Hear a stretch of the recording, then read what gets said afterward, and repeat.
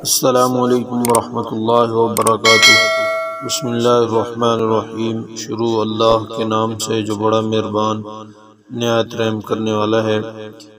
دوستو، آج کا سوال ہے کہ اگر کوئی شخص خلیجی ممالک سے کسی کو وہاں کی کرنسی کے مطابق قرض دے تو اب کس صورت میں واپس کیا جائے گا؟ کیونکہ پاکستان کی کرنسی کے لحاظ سے تو رقم تبدیل ہوگی۔ مثلاً 1000 ریال قرض دیے اور اب ریٹ بڑھ گئے ہیں۔ جواب: مذکورہ صورت میں پہلے شخص نے دوسرے شخص کو ریال کی صورت میں قرض دیا ہے، لہٰذا قرض کی ادائیگی کے وقت قرض دینے والے کا حق 1000 ریال ہی واپس لینے کا ہے، یعنی ریال ہی کی صورت میں مقروض اپنا قرض ادا کرے۔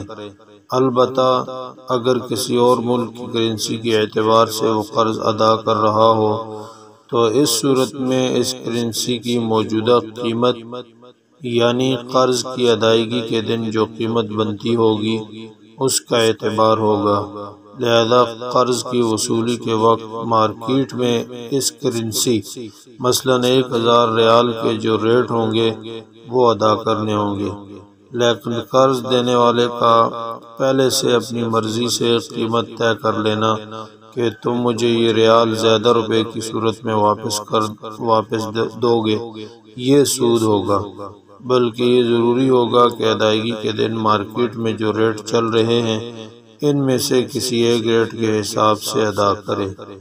اللہ تبارک و تعالی عمل کی توفیق عطا فرمائے۔